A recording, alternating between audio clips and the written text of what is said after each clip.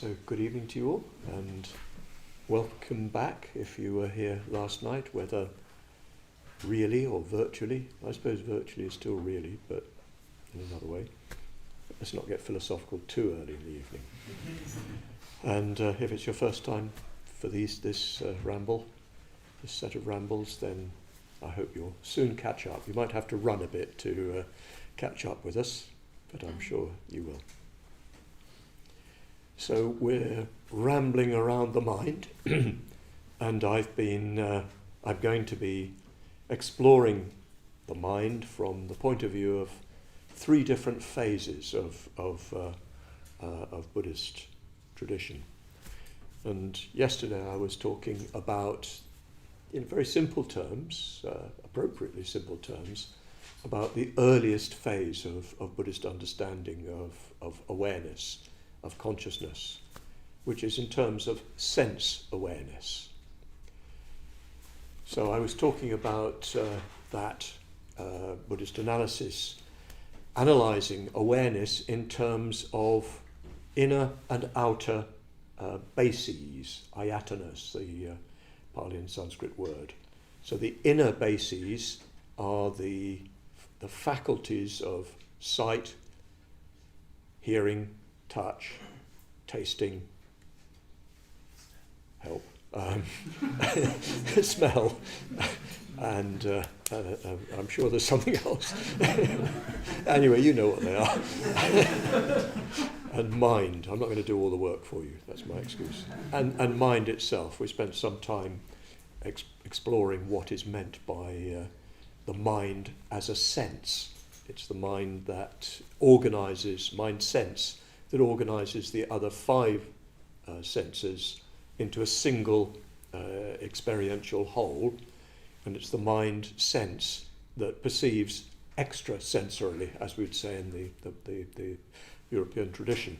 That is not through the physical senses, so telepathy, etc., are the functions of the mind sense. And I mentioned yesterday that these are fairly straightforward from a traditional Buddhist point of view. It's completely accepted that we have other ways of perceiving than through our five physical senses. So we've got those inner senses, inner sense bases, but then there's the outer sense bases that correspond to them. So corresponding to the eye base is the visual object base, and so on. And it's these two, here they are, inner sense base and the external sense base. When they come together, consciousness arises, sense consciousness arises. So if the eye faculty comes in contact with a visual object, visual consciousness arises, and so on. And what we were looking at yesterday was the rather remarkable fact that first moment of sensory awareness is completely pure. It's not distorted, it's just experiencing what is presented to it. Even if it's a hallucination, if you see what I mean, even if what you experience is something that arises in a dream, or is a mirage created by light on desert sands or whatever, still the image itself, the visual impression, is completely pure. It's not interpreted, it's not thought about, it's not felt about at that first stage. It's just there. So it's very important. The first moment of consciousness, what is called primary consciousness, is just as it is. It's the consciousness that you sometimes can experience when you've been very, very tired and you've slept really well. When you wake up in the morning, your mind doesn't immediately start grappling with things. You're just there. You can sometimes experience this when you're in a strange bed. Let's not explore how you came to be there. That's your problem. You wake yourself up in a strange bed. So to begin with, you don't know where you are, and you don't care, because you just feel completely sort of fresh and clear. Nothing's formed for you. Sometimes I've experienced this fainting. I spend a lot of time in India, which means I spend a lot of time with food poisoning. Not a lot of time, but some time with food poisoning. And, when I get food poisoning, I don't know what happens to you. When I get food poisoning, you get sicker and sicker, and then you just throw up. I'm just sorry to go to this. I hope you haven't had your supper yet. And then you sort of blank out, and for a moment you come sort of to. This is what I've experienced quite a number of times. And again, you've got no idea where you are, and you feel sort of strangely, completely innocently happy, contented, until you realise, oh my goodness, look what's happened. Do anybody know anything of what I'm talking about? No idea. Just take my word for it. These experiences where you just for a little while, it can last for quite a long time, and you can even lie in bed for a long time on a Sunday morning without ever really surfacing fully into consciousness, fully into the world.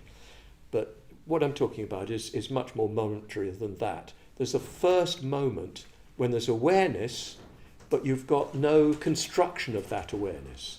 You're just aware. And it's innocent, it's not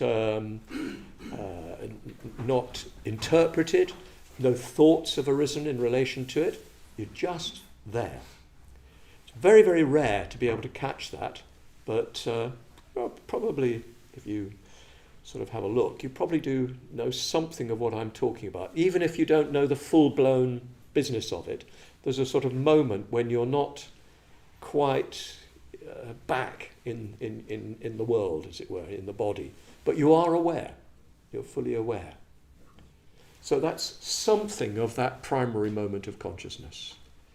Usually it's going on all the time. Every moment we're looking around, we're hearing, tasting, smelling, whatever, feeling, but it's all going on so fast that we don't notice this moment of pure awareness. Now that is because very quickly a secondary moment of consciousness follows on from it. That secondary moment of consciousness is one in which one interprets the experience, especially in terms of I, in terms of me and mine. So on top of that primary moment of consciousness, a whole pattern of habit comes in. Habit coming from the past, which is at its root a habit of dividing the world into what is me and what is not me. Although there are some aspects of what is not me that are sort of mine, they're sort of me because they're mine. My mug, my cup, my boyfriend, girlfriend, whatever it is. We start to take possession of elements of other, if you see what I mean, and include them. The rest is other. So we exclude it. And this is automatic to all of us. According to Buddhist tradition, it's automatic to all of us because we've been doing it since beginningless time. It's a habit we bring into us, in with us, into this life.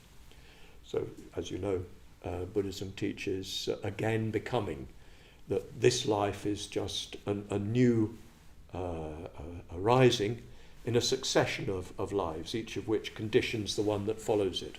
It's not the same as it. It's not exactly that I'm reborn, but what I am now is dependent upon a previous life. This is standard Buddhist teaching. So I've been doing this bifurcation of experience, this creation of a duality in my experience since beginningless time. So primary consciousness is innocent of that. It's just awareness. Of course, there's an inner dimension to it, and there's an outer dimension to it, because that's natural to the perceptual situation, if you see what I mean. That just to open your eyes is to have, as it were, what's behind the eye and what's the other side of the eye. But initially, that has no load to it. It's just completely innocent of any interpretation, of any structuring, of any holding on to. But the habit of bifurcating our experience into I and other quickly seizes upon that. And of course, as a consequence of that, it's not exactly a third type of consciousness, not spoken of like that, but you could, just for purposes of illustration, talk about it like that.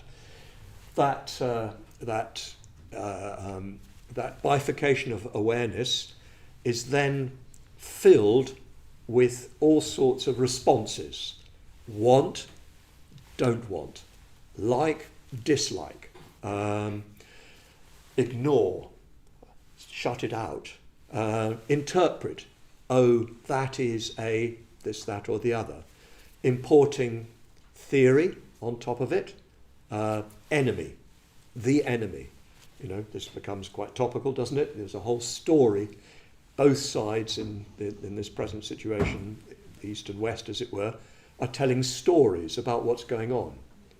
And seeing, interpreting the other in certain terms, interpreting self in certain terms. So all of that fills this space on the basis of I and other.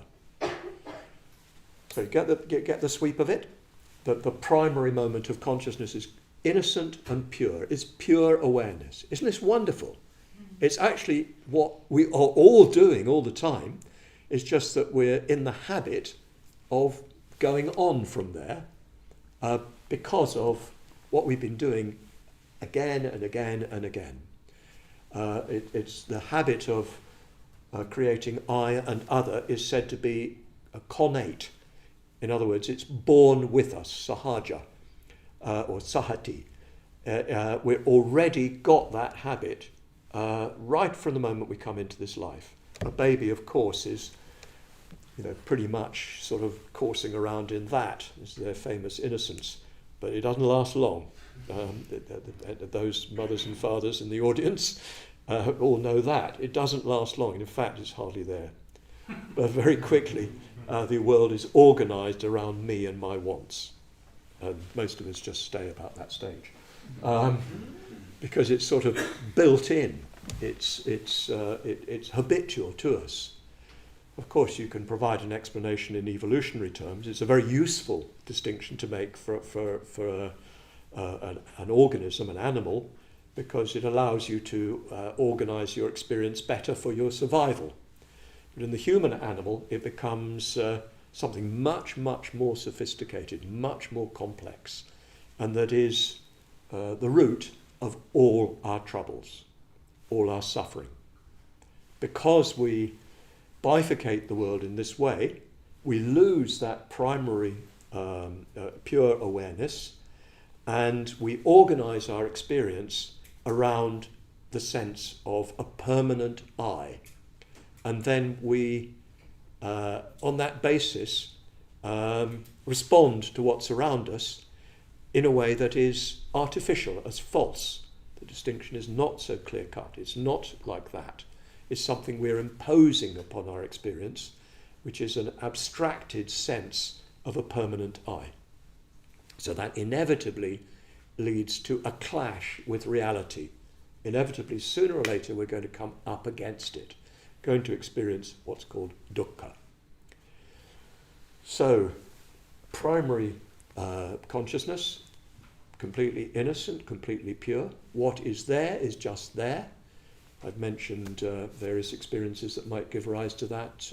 Aesthetic experience can give rise to a degree of release from the tyranny of I, and that's one of the reasons why aesthetic experience can be so pleasurable, because momentarily you're released from the attachments of I. And then on the basis of I, craving, hatred, doubt, views, speculation, interpretation, all follow on. So there's a process of increasing distortion. We cease to see things as they are.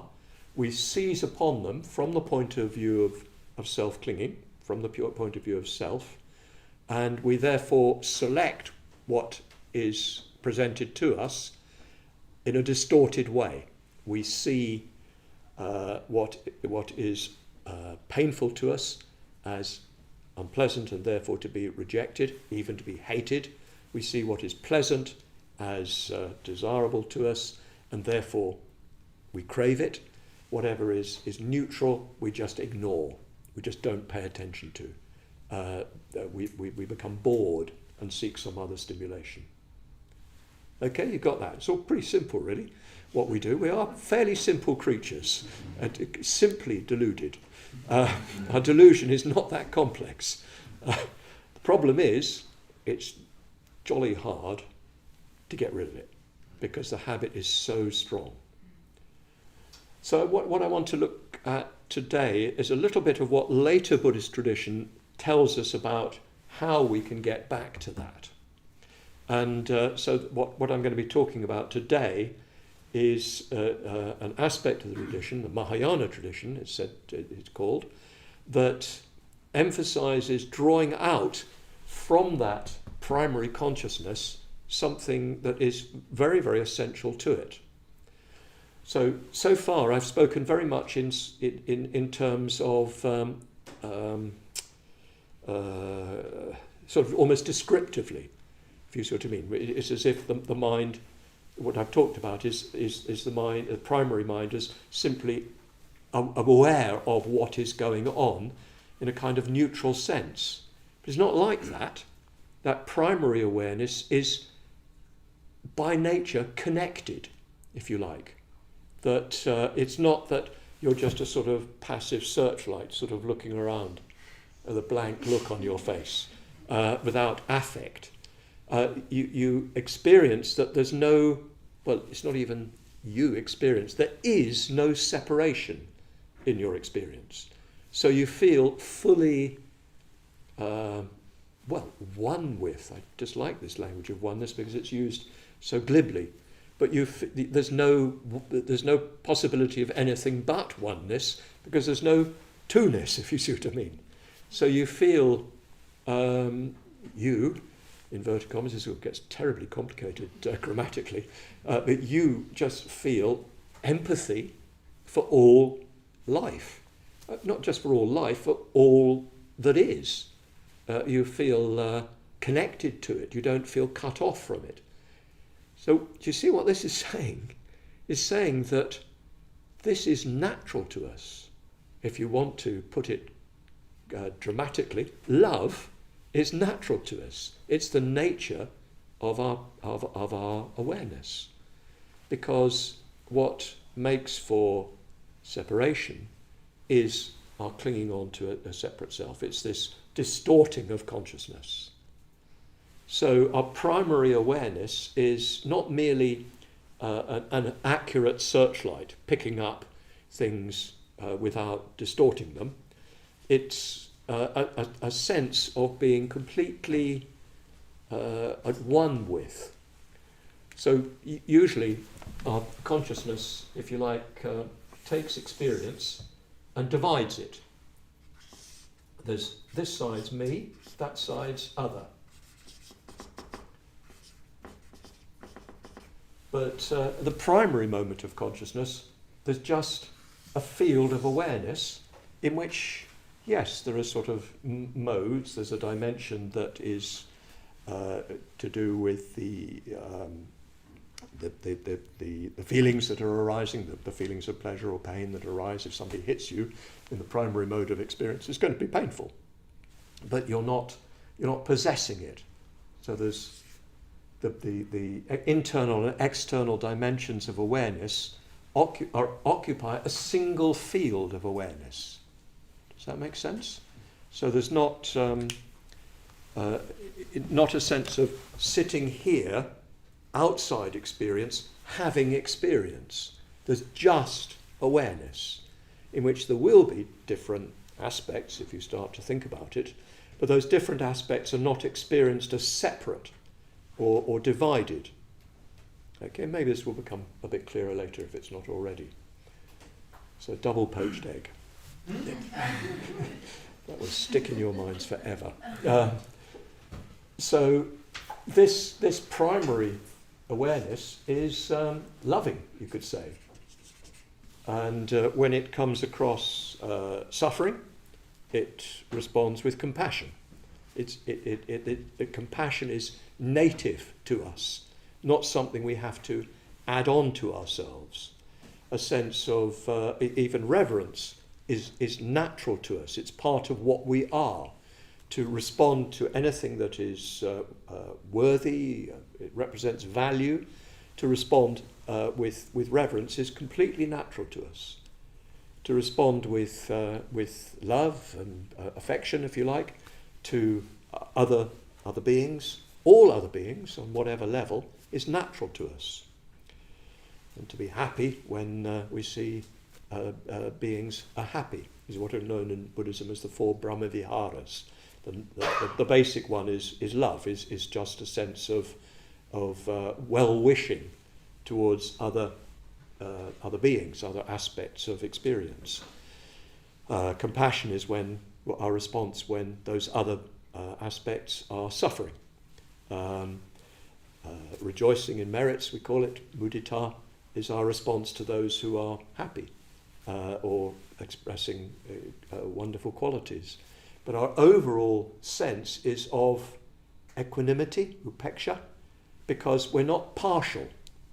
Do you see what I mean? We're not selecting some part as mine and therefore having a feeling for it. We love that. But that's not mine, so we don't love it.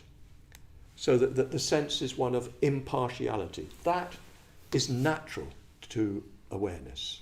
That is what the primary awareness is like. And when you do get a little bit closer to that, as you can after, for instance, a session of meditation, when you open your eyes afterwards, you feel, of course, some sense of I is there, but it's very much attenuated. So when you look at the world around you, you respond to it with love. You can have that experience of sitting in a shrine room, and especially after doing Maitri Bhavana, the practice that develops the sense of love, you can just look around, and even people you don't particularly like who have irritating habits or whatever it is, but you don't feel disconnected from them, you feel connected with them.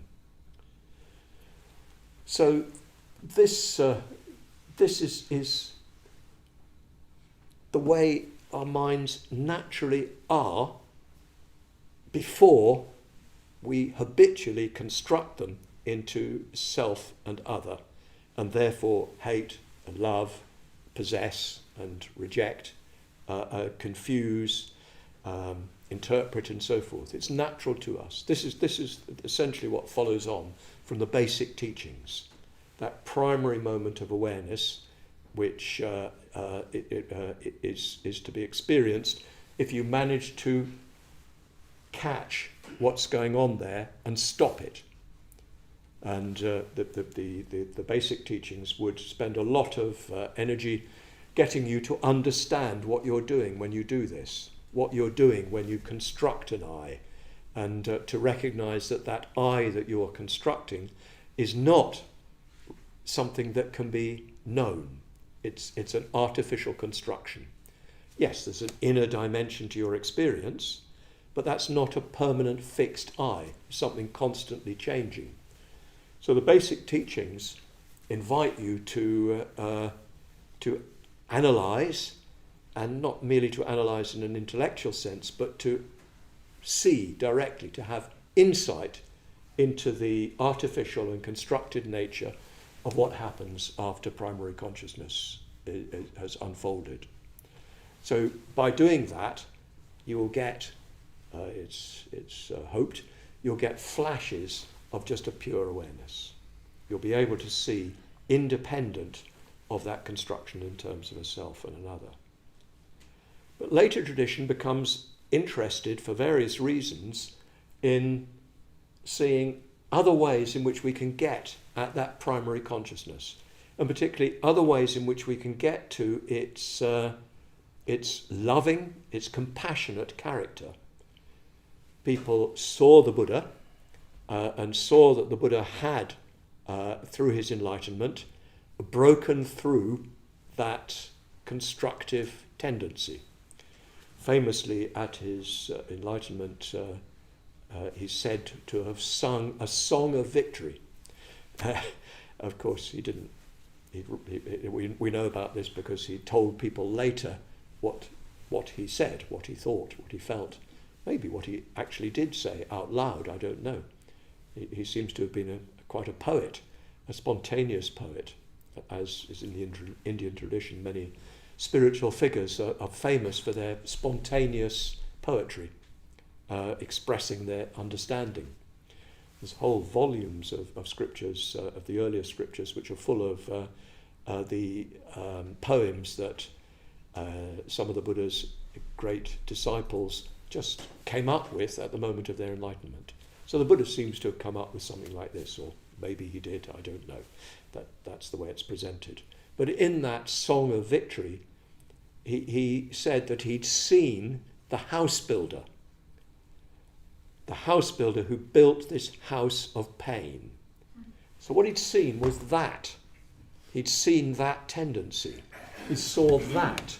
He saw the habit that over lifetime after lifetime after lifetime had ruined this wonderful primary moment of awareness and covered it over with self-attachment, which then led to personal suffering and suffering of others.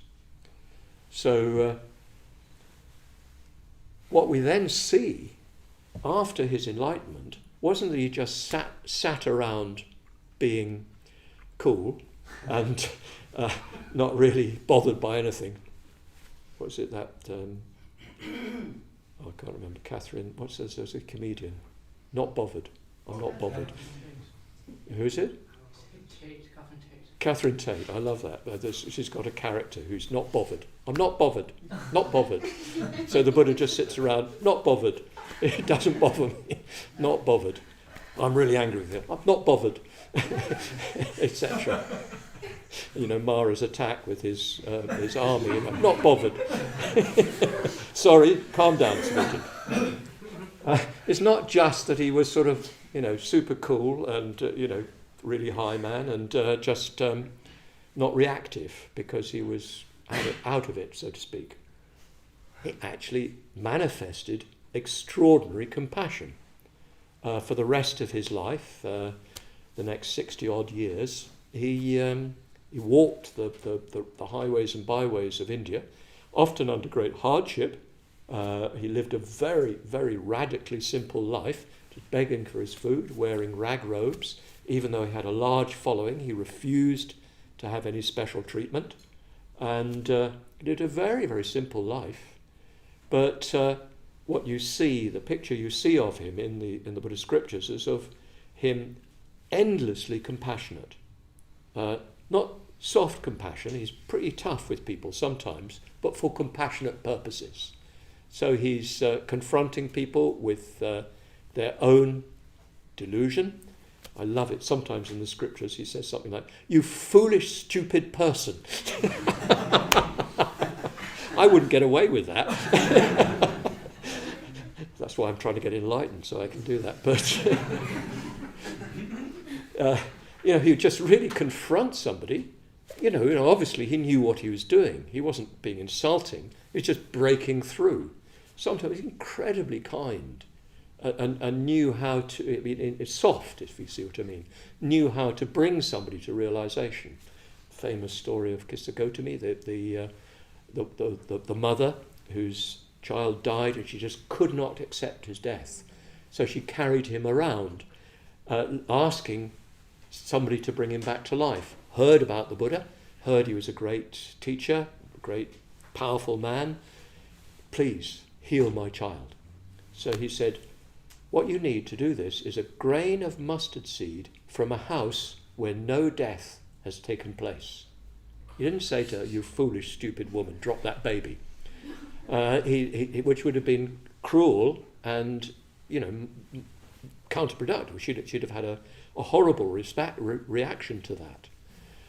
But what he did is he got her to go to house after house after house, asking for a grain of mustard seed where no death had happened. So he'd knock on a door, has there been a death in your family?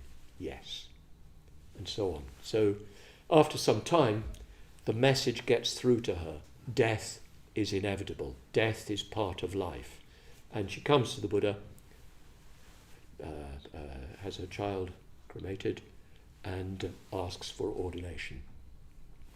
So that's the Buddha's skill. He spent his life very, very skillfully guiding people to awareness, to, if you like, in our terms, this primary, innocent, pure awareness in which they were free from their suffering. So it's quite clear that whatever that state that he achieved once he'd seen the householder, it was a state which did not isolate him, did not cut him off from others. It's one that indeed opened him to others and made him work for the benefit of others, though he had absolutely no need to do so. It wasn't his, as it were, personal need to do it.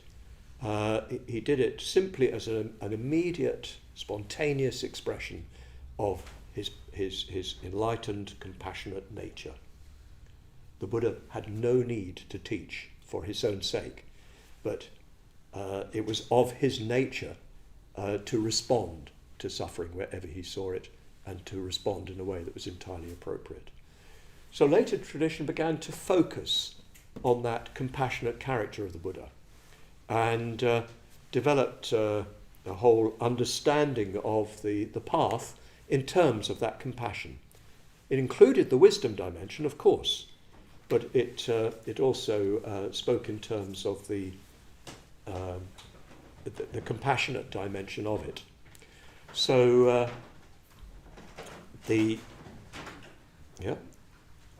good, thank you. So this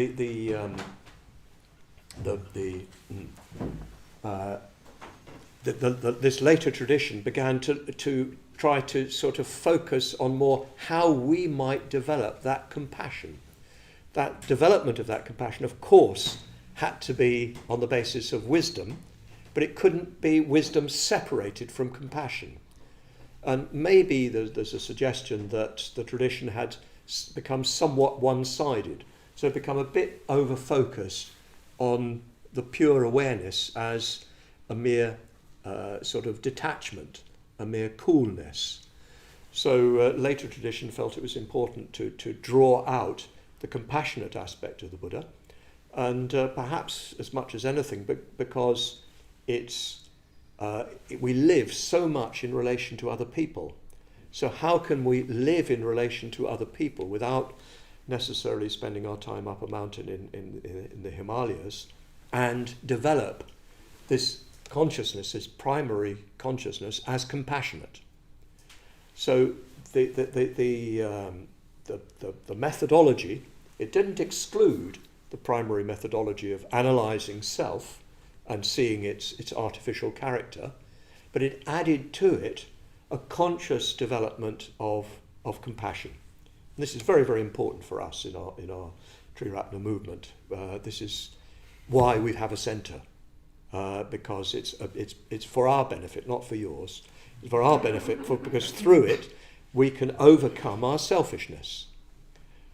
I know we're not doing very well, but we're trying. And we fall victim to our own selfishness, of course. But that's what it's about. We're trying to engage in what is called the bodhisattva practice to develop what is called bodhicitta. We're trying to develop the Buddha's mind. The Buddha awakened, which is called bodhi. And of course, in his awakening, he developed a mind that was, well, both a wise and a compassionate one, an ultimately wise and ultimately compassionate one. So we're trying to develop that same bodhicitta, which there's so much to say about that, but I want to focus on it from a particular point of view. So in the second phase, we try to develop that primary awareness by focusing on its compassionate character. And we do it in two different ways, two fundamentally different ways. One way is sort of like the direct route, the royal road to primary consciousness, which we'll be dealing with a little bit more tomorrow. So if you aspire to the direct experience, don't miss tomorrow's session. Because I assure you that the indirect method is far more exacting, although it's actually in the end easier. So in the second methodology, we use our experience of interaction with others as a vehicle for transcending our self-attachment. Okay, so you've got these two primary routes, one of which is known as the absolute bodhicitta route, which we'll deal with more tomorrow, and the other is what's called the relative bodhicitta. So you're working with your immediate experience, especially in relation to other people. So, how do you work with your immediate experience, especially in relation to other people? Two slightly different ways which overlap. So one way is you use the fact that your normal position in any situation is to privilege I. So we're all here together. Let's be horribly honest about it. The most important thing as person, as far as I'm concerned, is me. If I'm not careful, what I'm most concerned at is that you laugh at my jokes, that you think I'm brilliant, and that, caricaturing only slightly, and that, I come away feeling a little bit more boosted, a bit more charged up, a bit more charged up. That we all do it. It's not just me, is it? It's natural to us to privilege in any situation of interaction with others this dimension of it. Even when we think we're giving everything to the other because she is or he is the most wonderful person and we just want to serve them. Wait until they give you up, they dump you. Then it'll certainly change. Yeah, you know what I mean. So, a wry laugh from the corner there. So, it's completely natural. It's not something to beat ourselves up over. It's from our animal nature. The animal primarily looks after itself, and its herd, as what is most like it. But we're trying to overcome that. So. What I try to do in that situation is privilege you over me. I try to put you before me. Now there should be a health warning here. A lot of people don't have a good feeling about themselves. Don't try this. Get a good, healthy sense of pride in yourself.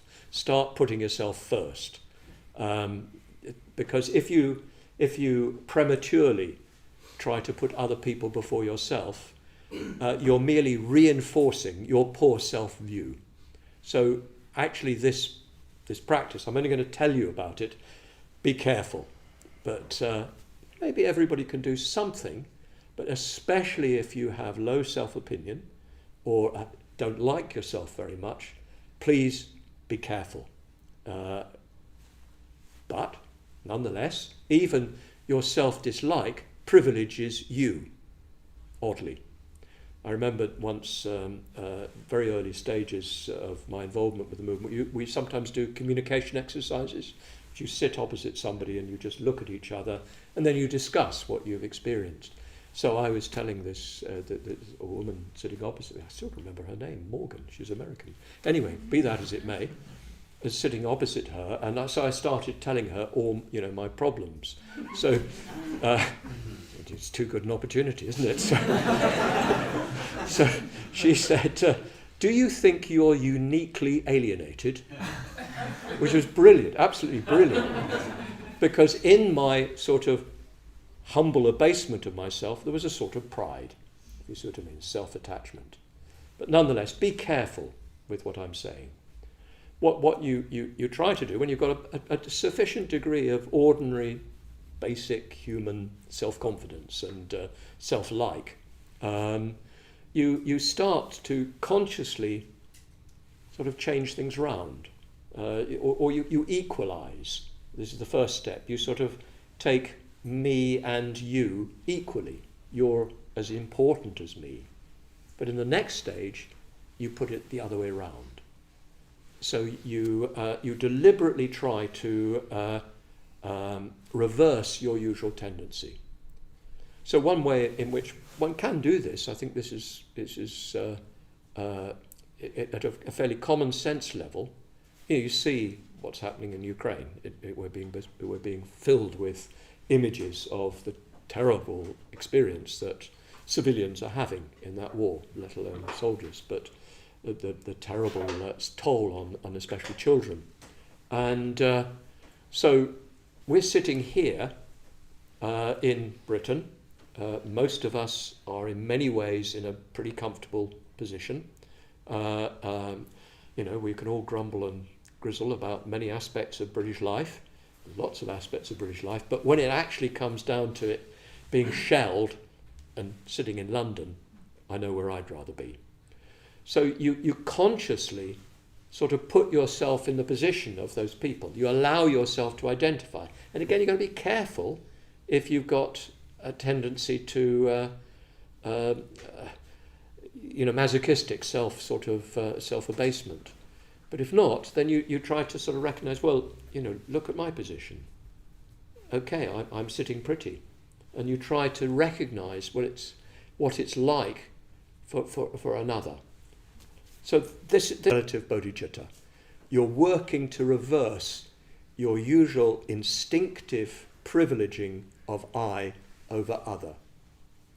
And if in advanced stages you actually reverse, and so you, as it were, put yourself down and raise the other person, but that has to be on the basis of a healthy self-idea, self-view, self-experience. And indeed, what you do is you sort of breathe out. The practice that most commonly exercises this uses breath. You breathe out all your benefit, all your own good deeds, all your own good fortune, all your own good situation. You sort of breathe it out as white light into the bodies of those who are suffering in the light of your commitment to the Buddha, Dhamma and Sangha. So you're breathing out your whatever good, if you've got a sense of something higher, if you've got a sense of something that's more than that. But with another, and then you just sort of break through back into a primary awareness, the effort to exchange self and other, even to put the other before self.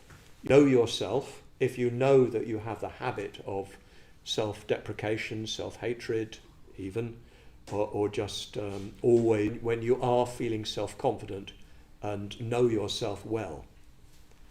So that's the first of these relative methods. The second is, again, comes with the find out what's happening tomorrow. But the second method is that it's rather similar, but you do it in a different way. You use difficulties.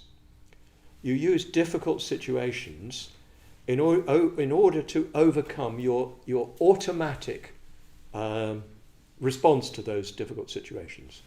I'll give you an example from my own immediate experience. Like you, I've got lots of opportunities for this sort of practice. This afternoon I was preparing this talk. I never actually prepare what I'm going to say. I prepare myself, if you see what I mean. I try to get into a good state. I try to get in contact with the deep theme. And this needs a bit of space, and I need to be rested and have put behind me the long conversation I had with Surya Gupta in which we sorted out the whole universe.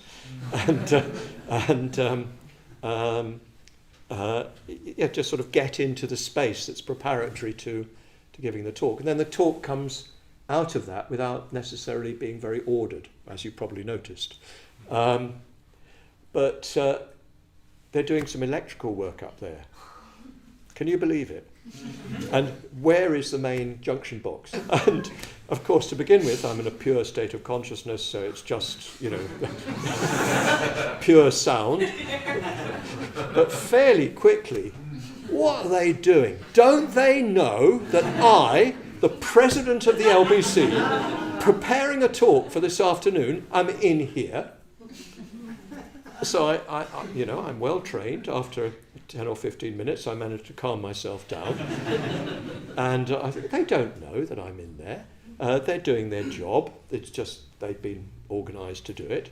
So I go outside and say to them, please, how long is this going to take? And trying not to communicate my disquiet. I think I didn't succeed. So they say, oh, I'm really sorry. Nobody told us you were going to be in this room today. So then, bang, they didn't tell them. Stira Manas and Pragmanas didn't realise that I was going to use it, and I had a little bit of success at this. You can use it, to prepare your talk for a start, because immediately, in that context, I was dealing with what I'm going to talk to you about. Do you see what I mean? So you try to convert the unpleasant experience and the reaction that you're having in that. You try to convert it into something creative. You try to rise above it. You recognise nobody intended that. How can you expect everybody to think of everything? And why am I making such a meal of it? It's me that's making a meal of it, not them. They're just making a wretched racket. But it's me that's reacting. So you begin to, from the sort of full-blown reaction, which is up here, full of all sorts of thoughts and ideas and blames and irritation and anger and craving peace and quiet. You begin to look at this. You begin to work with the what is making the reaction happen. Me. And if you're successful, there's a point at which you just let go. And what you then experience is a moment, or even a long moment, of, you're just aware. And even you feel sort of at peace, at one, with those who are making the noise, or those who foolishly forgot to... those who... this is all a joke, you do realise. Anyway, it's something for you to work with. I'm giving you an opportunity. But through working with the difficulties that inevitably come, because reality is not arranged for my convenience. It should have been, but it isn't. It's not arranged for my convenience. And that's a jolly good thing, because the fact that it's not arranged for my convenience faces me with the fact that I'm deluded. It faces me with the fact that I've not got it right, and therefore gives me the opportunity to experience a much deeper and more satisfying whole sense of empathy, of compassion for all life. Thank you so much. So, in this tradition, it's said that your worst enemy is actually your best friend, because they're giving you all the time. They're giving you all the time the opportunity to overcome your false construction of your experience. And I've practiced it enough to have a little glimpse of this actually working. It's one of the most powerful tools we've got, because life just isn't fair. It's just not organised for my convenience. So, yes, sometimes you have to, it doesn't mean you don't confront things. It doesn't mean you don't talk things through. It's not just, it's all me. That's unwholesome, that's unhealthy. But you can deal with what needs to be dealt with, not on the basis of this, but with something of this behind it. Something of Maitri, something of compassion. So this is powerful medicine. And why it's, I think, so significant is because we don't have to go up a mountain to do it. We just have to be with other people, because other people put themselves before me. And so again and again we come up against it. And I do stress this does not mean there are not issues that need confronting, because of course there are, but we mustn't confront them on the basis of this level. There must be some experience of metta, some experience of maitri, some experience even of a primary consciousness. And then we can much more effectively deal with them. I'm very aware of this in India where I work, and I work with people who come from the bottom of the Hindu caste system. And I've been in situations where I've been teaching metta. I've had the same experience with gypsies in India, in Hungary. You're teaching Maitri Bhavana. You're teaching people, first of all, love yourself, then your friend, then the neutral person, then the enemy. And people start to say, no, I'm not going to develop that. Are you asking me to develop metta for these people who have oppressed me, who have marginalized me, who do not see me as a human being? Are you asking me to do metta for them and thereby give myself over to them bound hand and foot? It's a good question. It's a good question. So there had recently been cases of caste atrocity. So in all innocence, stupid Englishman, a good friend of mine, Maitri Nagarjuna, some of you will know, and at a certain point we came to the fourth stage of the metta and developing metta for a friend, and a couple of people just wouldn't have it. This is exactly what we don't want. We do not want to be asked to love our enemies. That is just making us vulnerable and weak. And I tried in my silly English way to sort of explain it and argue it out. And eventually my translator just got fed up with me, and he just burst out. And they said, yes.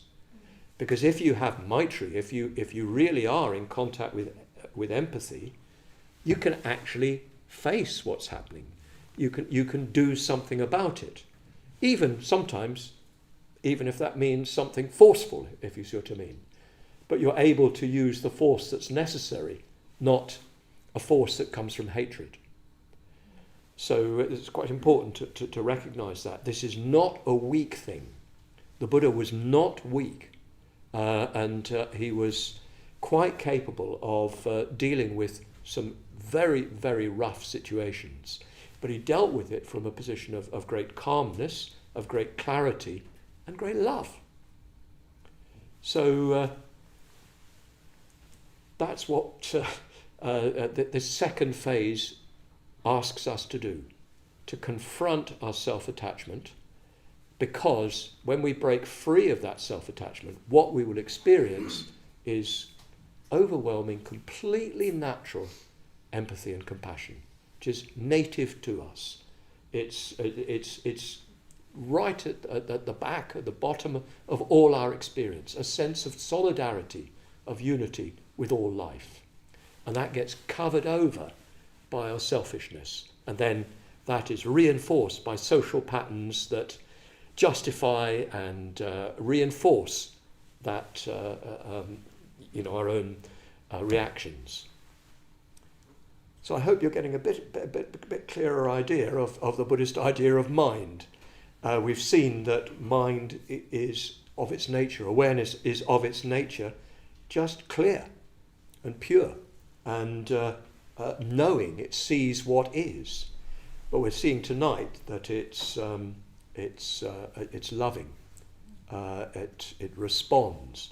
It's also full of a responsiveness to beauty, which is very closely connected with love, I think.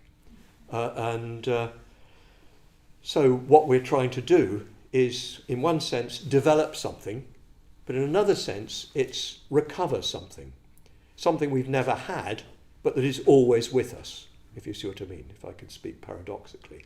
It's always part of our natural capacity, but we never, or very rarely allow ourselves to experience it.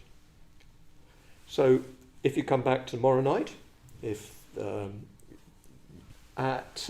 whole structure of experience and how we, according to later tradition, arrive at a deeper understanding of that, a deeper experience of it, which releases its full power and its love, its knowingness, its responsiveness, and so on, its clarity and its happiness. That's the best thing. If you have that, there's no possibility of being miserable, no possibility of being unhappy. It's as if deep happiness, it's whole, it's satisfied, it wants nothing, it's at ease, it's at peace. So who wants that? If you want to know more, see you tomorrow. Good.